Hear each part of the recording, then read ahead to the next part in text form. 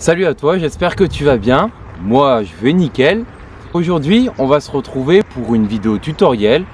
Au cours de cette vidéo, je vais t'apprendre différents exercices que tu peux réaliser pour réussir à faire les tractions. Quand tu pars de zéro, tu as différents exos à réaliser, des exercices qui sont importants pour pouvoir réussir à faire les tractions. Et donc tu verras dans la vidéo, il y a différentes étapes, donc ne te précipite pas, prends le temps de bien maîtriser chaque étape, chaque exercice, et tu verras à terme, tu réaliseras à faire les tractions, donc l'exercice que tu convoites tant. Donc je te laisse avec les exos, allez c'est parti. Première étape de progression, les Australian Chin-Ups. Tu vas attraper la barre en supination et l'objectif va être de tirer, d'effectuer un tirage pour amener les pecs et toucher la barre. Deuxième étape de progression, les Australian Pull-Ups. Cet exercice ressemble très fortement au premier exercice, les Australian Chin-Ups, sauf que sur cet exercice-ci, tu mets les mains en pronation et donc tu effectues le même mouvement, tu amènes les pecs à la barre. Troisième étape, les Negative Chin-Ups, et le but est de faire uniquement la phase excentrique du mouvement, c'est-à-dire la phase descendante. Alors contrairement à la façon dont j'effectue l'exercice, j'effectue la phase ascendante, mais toi le but est uniquement d'effectuer la phase descendante, et pour ce faire, tu dois trouver une barre de traction qui est à une hauteur suffisante pour pouvoir sauter et directement monter en position haute du mouvement.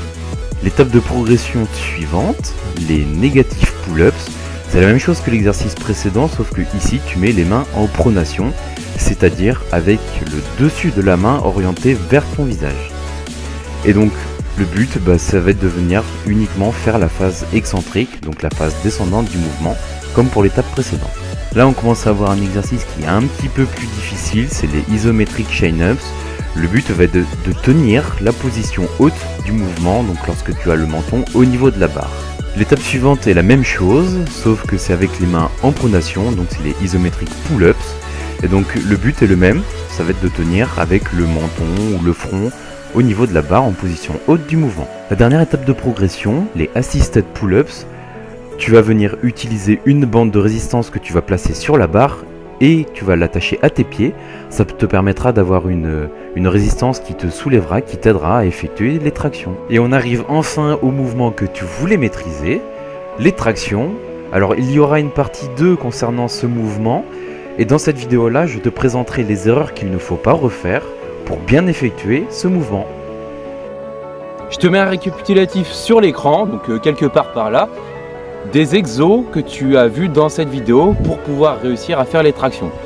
Très important, ne te précipite pas mon ami, ça sert à rien, tu vas soit te blesser, soit mal faire le mouvement. Donc non, pour vraiment optimiser ta progression, pour vraiment réussir à obtenir tes tractions et de la plus belle forme qu'il soit le plus rapidement possible, respecte bien ta phase de progression.